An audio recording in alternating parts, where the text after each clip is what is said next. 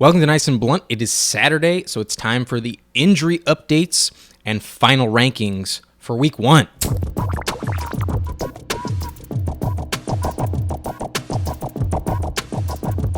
All right, we're going to go reverse alphabetical order through every team.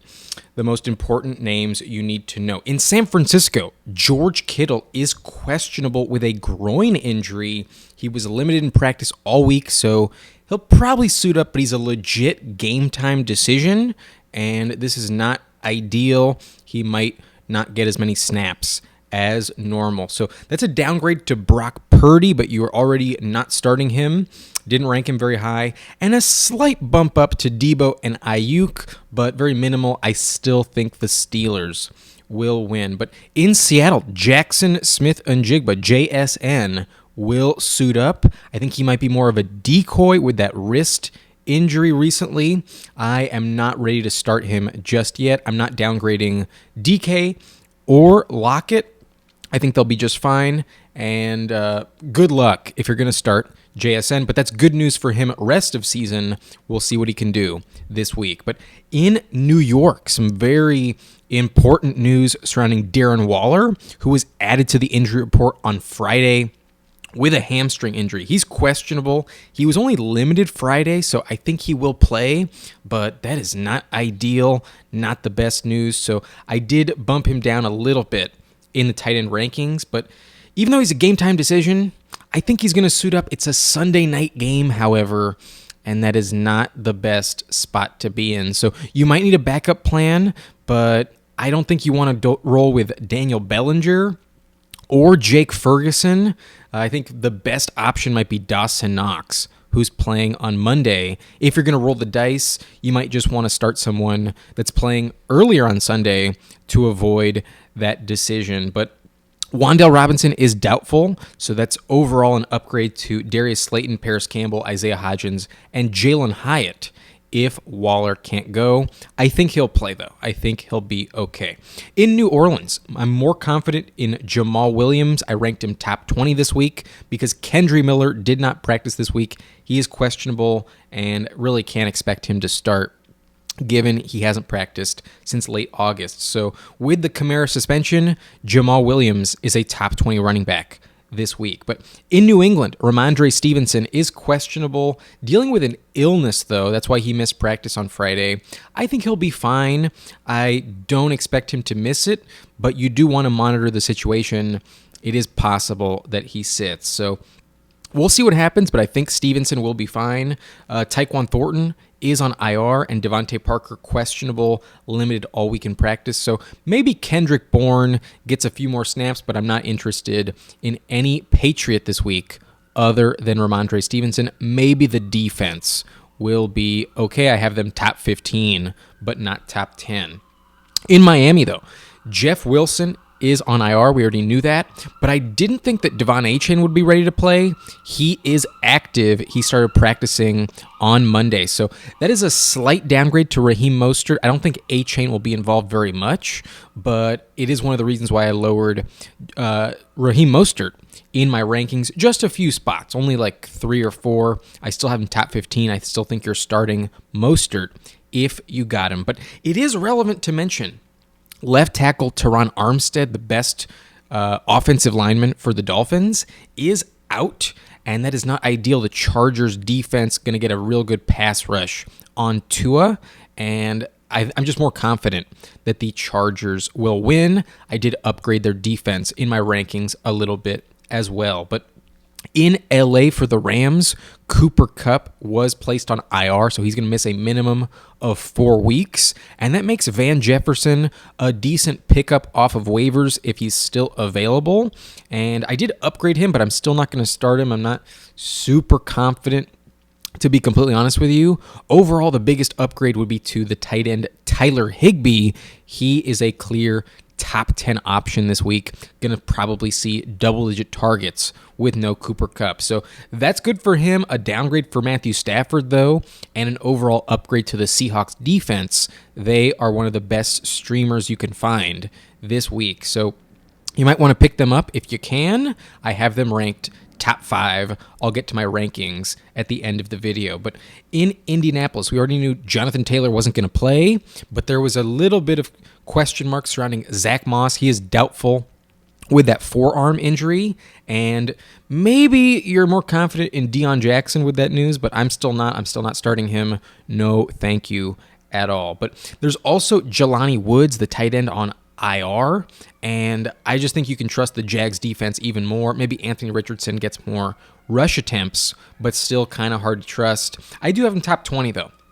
I suppose you could possibly do worse than Richardson. But in Houston, I don't know if you can hear that. There's a loud siren outside. But in Houston, John Metchie is out. We weren't expecting much from him, but in this very same game, Marlon Humphrey, the cornerback, the best corner for the Ravens, also out. So maybe Nico Collins is a little bit more interesting. I did bump him up a few spots in my rankings. He now cracks the top 50, but we're not starting any Texan other than Dameon Pierce in week 1.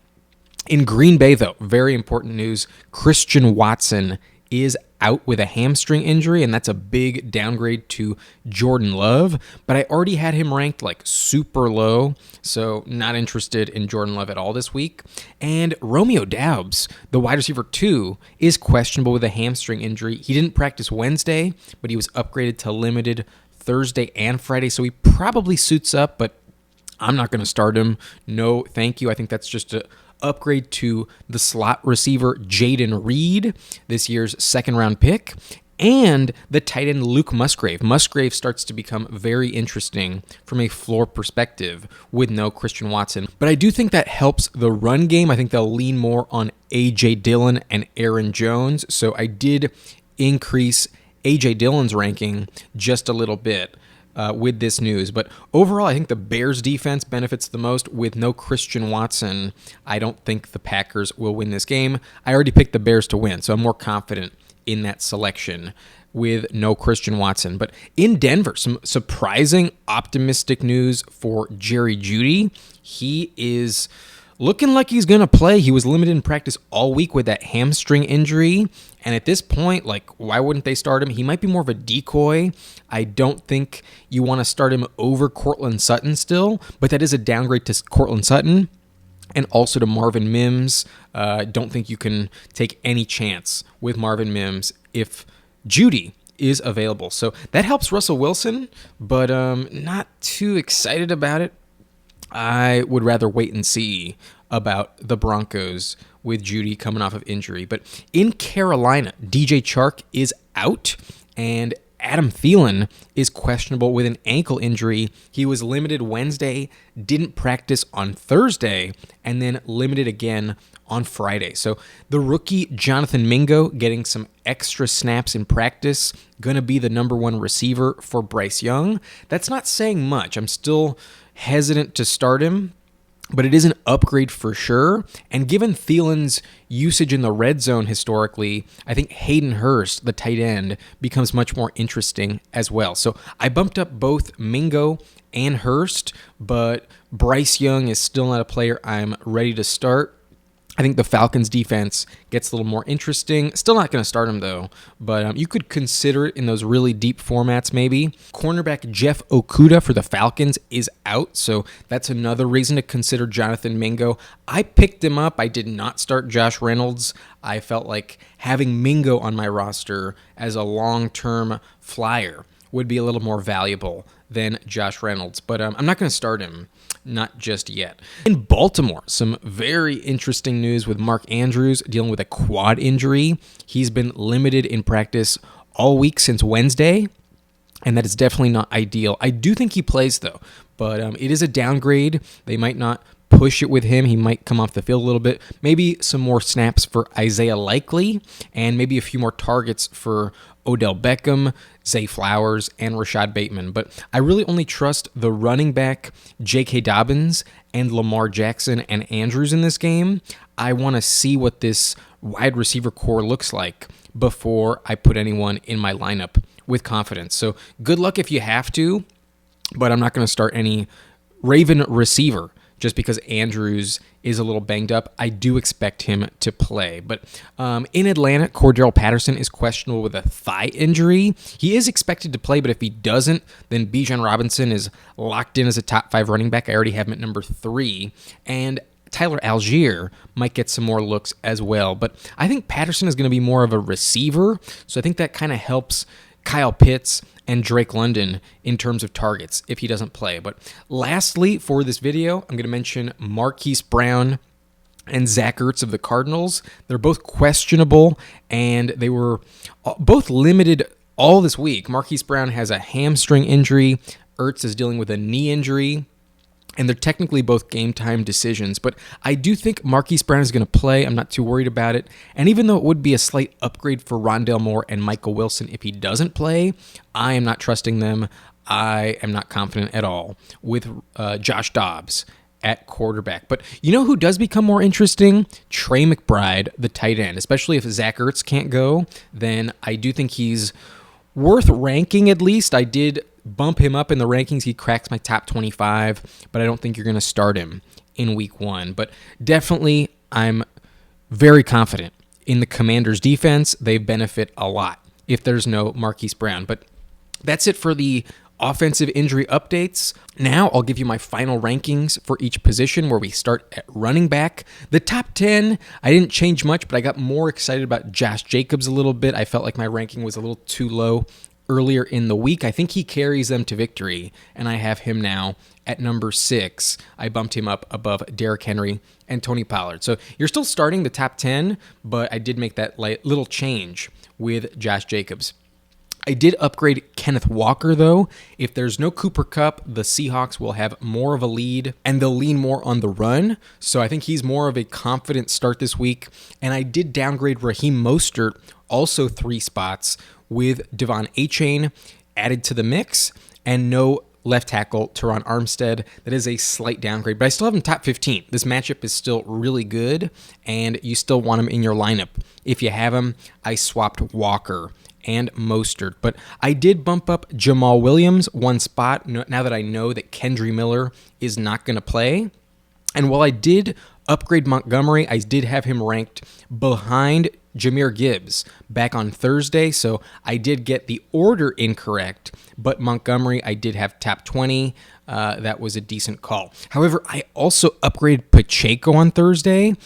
He was originally number 26, then I bumped him up to number 20, and that was a bad call. He had a terrible game. So that's why these other players moved down a little bit, and it's not really that I'm different on them. I was just more confident in Montgomery and Pacheco Thursday, and that was, at least for Pacheco, not the right thing to do. But aside from that, the only big change here would be Brian Robinson moving up 6 spots. I think the Commanders are definitely going to win, and they will lean a little more on the run game in the second half. I think Brian Robinson gets more touches and has a higher chance to find the end zone. So he's now number 28. I'm a little bit more confident, but he's just a flex play. I'd rather pass unless you're desperate. But A.J. Dillon, I also increased 2 spots with no Christian Watson. He now cracks the top 30, but also kind of got to be a little desperate to put him in your lineup. But aside from that, Cook and Breece Hall get jumped, so they move down 2 spots.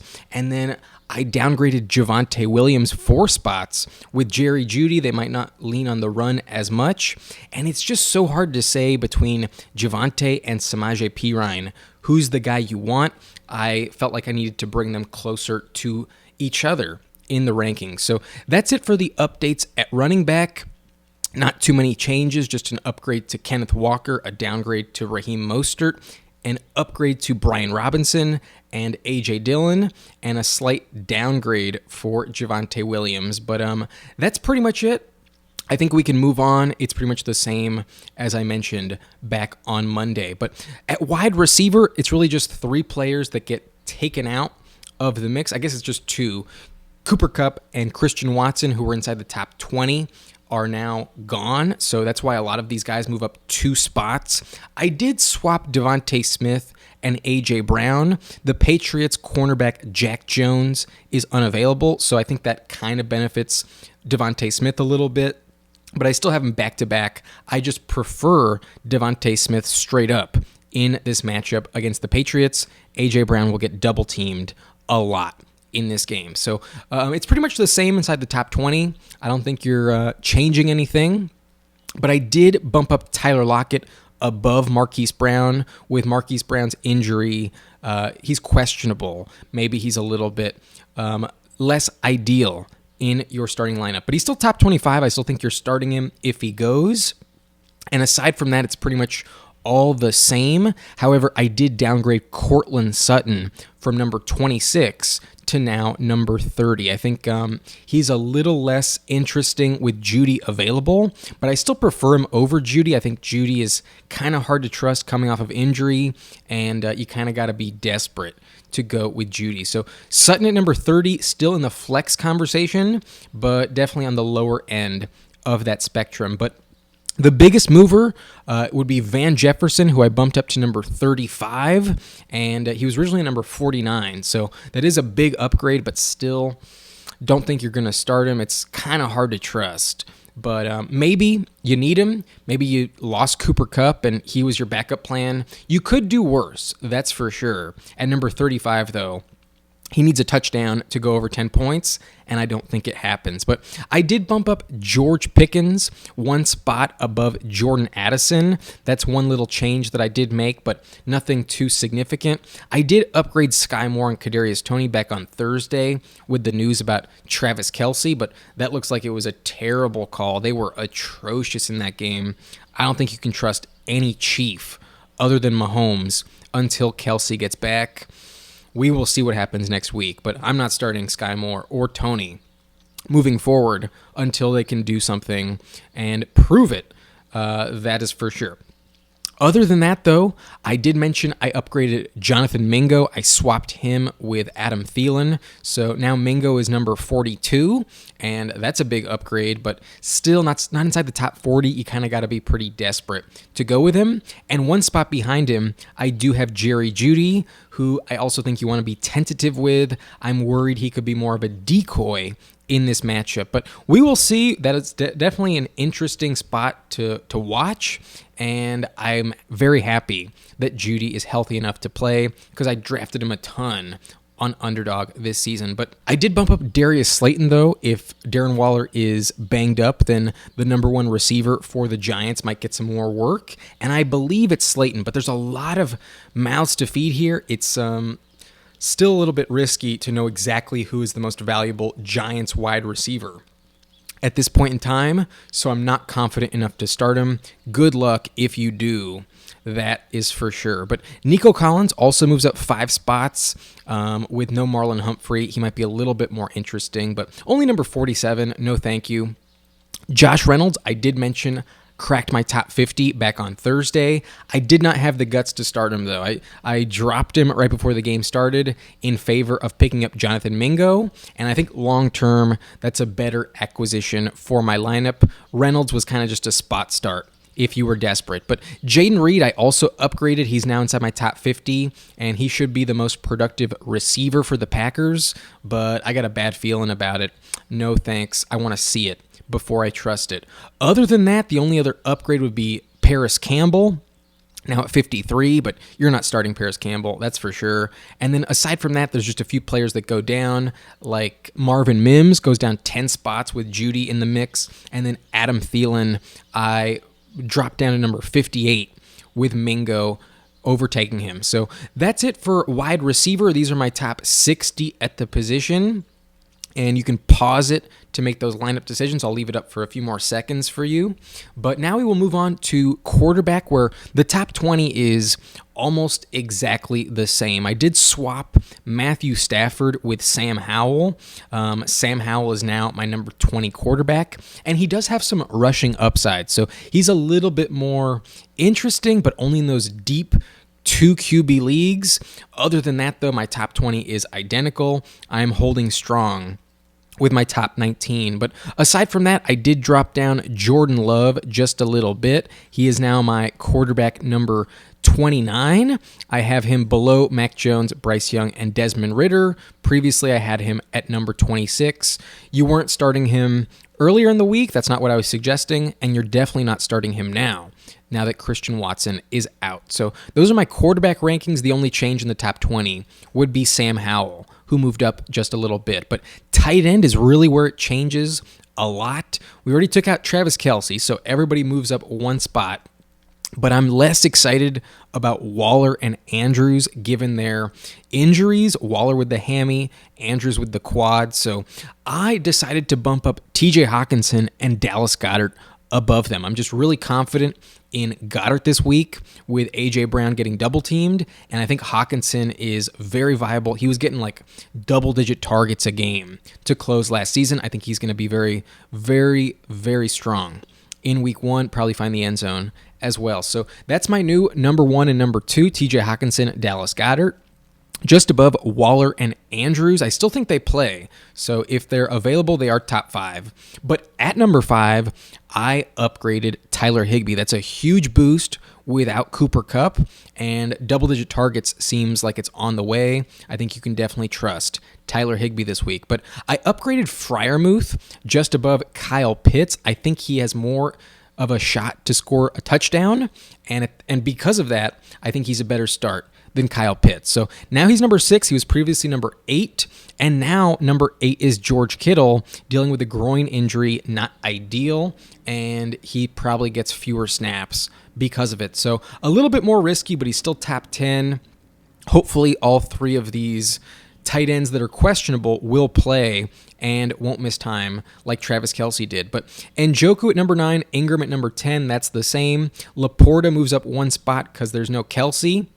That looks like a solid call. I had him at number 12 heading into the week. And then Juwan Johnson, still where I ranked him, but I upgraded Dawson Knox just a little bit. He jumped Greg Dulcich. And then I upgraded Luke Musgrave 9 spots with no Christian Watson. He should see a decent volume, and I think his floor is very legit. I don't think he scores a touchdown, though. But at number 14, he is absolutely a legit streamer. Maybe a safer bet if you don't want to wait on Darren Waller on Sunday night. But don't expect a ton from him. He's still a rookie after all, and it's hard to know for sure. But Hayden Hurst, I also upgraded 5 spots. With Adam Thielen banged up, I think he could score a touchdown, and Hurst is kind of interesting as well. But other than that, I downgraded Greg Dulcich 3 spots. These other 3 get jumped, so that's why they moved down 1. And then I did swap Trey McBride for Zach Ertz. That's the difference at number 21. I'm not starting Trey McBride, though, unless you are extremely, extremely desperate and risk. If you're feeling risky, then go for it. But at defense, I'm holding with the Ravens at number 1, the Commanders at number 2. I feel very confident in that. But at number 3, I upgraded the Seahawks 5 spots, and that's why they jumped the Eagles and Steelers. And then I downgraded the Broncos 5 spots. That's why the Bills and Jaguars move up as well. So I'm very confident in the Seahawks with no Cooper Kupp. That feels like a lock. And then the Broncos, even when I was recording the video, I couldn't really justify it completely. And I do think that's a little bit... number 5 was too high, given I did pick the Raiders to win this game. But I do think the Broncos defense will be legit. I just think they lose because they don't convert any touchdowns. I think they're going to kick mostly field goals, and the Raiders find a way. So the Broncos, I dropped down to number 10. But I did upgrade the Chargers. They're now number 13 behind the Cowboys and Saints, and they could be legit with no Teron Armstead in Miami. But the Bears moved up 2 spots with no Christian Watson, and then the Cardinals defense, I don't think I can really justify, so I dropped them down 4 spots, and the Falcons won. But that's it for this video. Those are my defensive rankings, and I'll leave up the quarterback, tight end, and defensive rankings here just a little bit longer so you can set those lineups. but pause this video if you need it any longer. That's going to be it. My name is Adam Riancho, and it's been fun. I'm very excited for this season, and we're just getting started. But if you haven't already, hit that like button for me if you enjoyed this video. Subscribe to the channel for more content like this.